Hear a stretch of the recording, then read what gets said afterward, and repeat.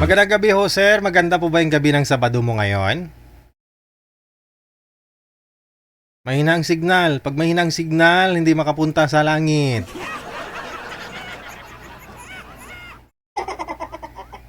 Lagi naman po ito sumasali din eh. Pero siguro wala pa hong pumasa sa mga nakausap niya. Sir, wala pong pumasa sa mga nakausap mo? Hello, sir. Opo, magandang gabi, no? Madilim ka lang. Ba't ang dilim mo? Ayaw ko sa madilim. Sana all, marami nagchat-chat. Hello po. Hello, sir. Opo, sabi nyo eh, naghahanap po kayo ng makakausap. Ilang taon pang gusto mo? Opo. Yung mga galing ibang bansa, yung galing Canada. Kwenta pa baba. Gusto mo yung galing Canada, 60 pa bababa? 50 pa baba? Oo. Okay. Pangilang sali mo na po sana ito, sir? Basta dyan na bansa. Basta dyan sa na bansa, yung taga Canada. Yung boyfriend naman pala. Ano po? Yung may boyfriend pala. May Break. okay. Yung nakausap mo may boyfriend pala. Oo. Yun lang. Schedule yung pag-uusap namin, schedule. Ngayon, akong araw, ngayon. Sunod niyo gabi, ba naman? Naging kayo po ba?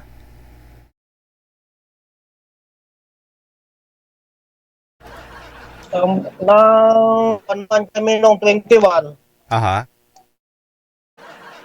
Naging kayo pong dalawa. Oo, ay may nahahalata ako eh. Oh, ano pong nahalata mo?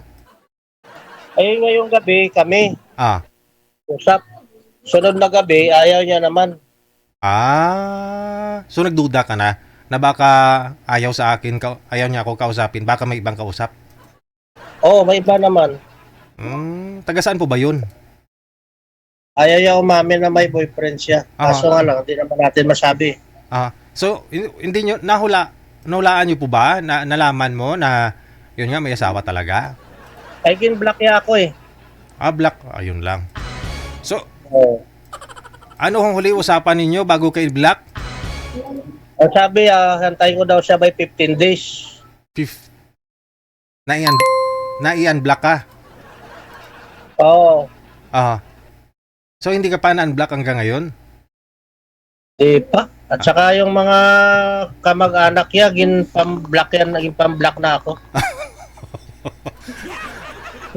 Meaning, pati ho mga kamag-anak niya, alam po ng mga kamag-anak niya na naging kayo. Pinakilala niya na eh.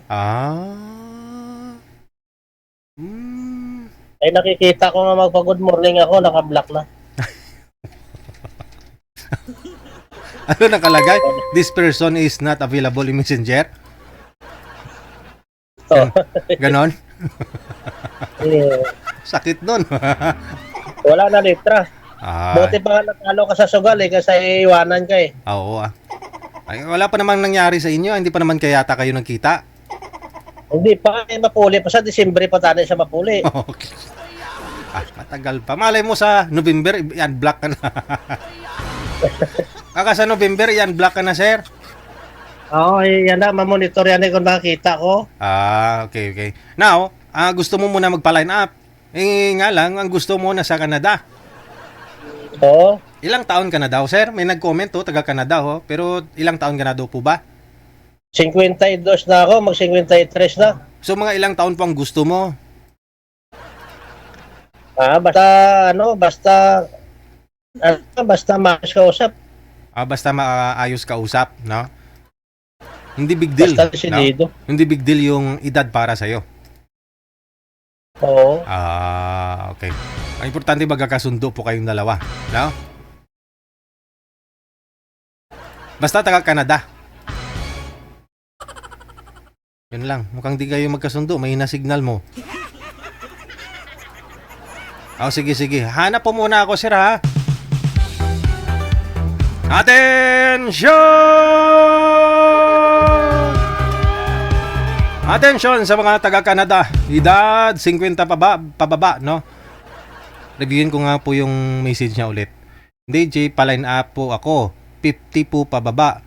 Yung pauwi na galing Canada. Kahit 60 na, basta nasa Canada siya. PM mo ako, sir, ha? Please naman po, yung totoo. Gandang hapon po, pa-line up po. 50 pababa, galing Canada, sir. Sir, good evening. Pwede ako pa-line up pababa, galing Canada. Yung pauwi na.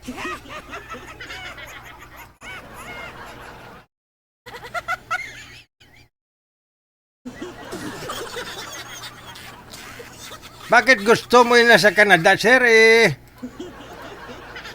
Yung mga nasa Canada, may mga rayuma na yan.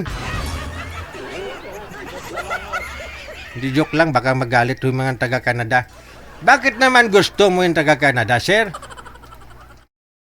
Bakit kaya? Kayo ho, anong nasa isip ninyo? Bakit gusto ni sir yung nasa Canada? Ako di ko alam bakit eh.